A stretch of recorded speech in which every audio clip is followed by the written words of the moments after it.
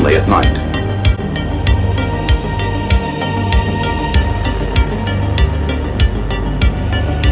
Only at night.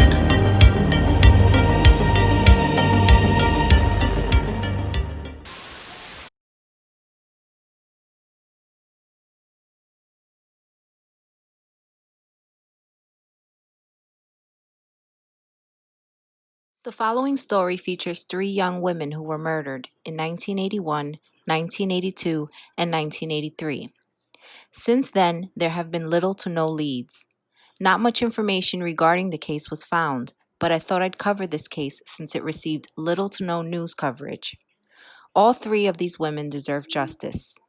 Let's hope that these cases are solved, almost 40 years later. On September of 1981, 20-year-old Anne Marie Daragazi was found murdered near Milford, Michigan. Anne lived and worked near Camp Dearborn in Milford. Since Anne didn't have a car, she frequently walked near General Motors Road, where she would usually stop at a nearby gas station to purchase cigarettes and soda. It is said that Anne Daragazi was last seen alive on September 27, 1981 in Milford. 2 days later, her body was found in a ditch off General Motors Road located west of Martindale Road. She was partially clothed. Marie was strangled. Her purse and cash were also discovered, marking off robbery as a potential motive. On March 3, 1982, Kimberly Loisel of Green Oak Township, Michigan had just celebrated her 16th birthday. Over a month later, she was found murdered near Livingston County. On March 18, 1982, Kimberly Loisel had hitched a ride to her boyfriend's house in Redford, Michigan. It was said that Kimberly stood over her boyfriend's house for over 2 days before she decided to head back home. The couple had discussed breaking up. On the morning of March 20, 1982, it was said that Kimberly was left alone at her boyfriend's house while he headed off to work. Kimberly left his house with his brother when they took a walk to 8 Mile Road in Centralia. Kimberly then caught a ride with an unknown acquaintance.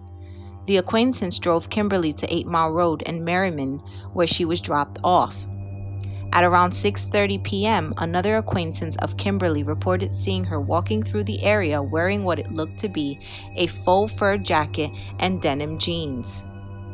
That was the last known sighting of Kimberly before she was found murdered. On April 14, 1982, her body was found in a wooded area at the Island Lake Recreation Center, not too far from Grand River and Kensington. She was spotted by a couple while they were walking their dog nearby. Investigators later determined that Kimberly had been sexually assaulted during her attack.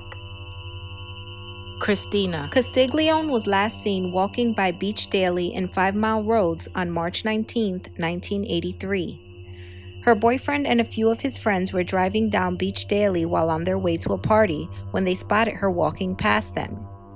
Castiglione was expected to meet up with them at a local party store before heading to the party, but never showed up. Her body was later discovered on March 29, 1983 in Livingston County, the same county where Loisel's body was found over a year ago. Right before Castiglione was found murdered, it was said that her Mustang car was taken away from her by her father. At the time of her disappearance, Castiglione had just started a job at a local phone company. She was last seen hitchhiking near 5 Mile Road, not too far from Telegraph in Redford. It was said that Castiglione was sexually assaulted before being strangled. Many believe that she was picked up by a random stranger.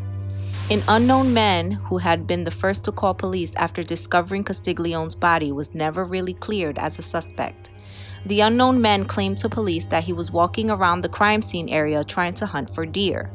Although his alibi seemed plausible, police confirmed that the unknown man had mentioned several lies to police, including the fact that he told police that he didn't go more than 100 feet within the perimeter of Castiglione's body and discovered her from a distance.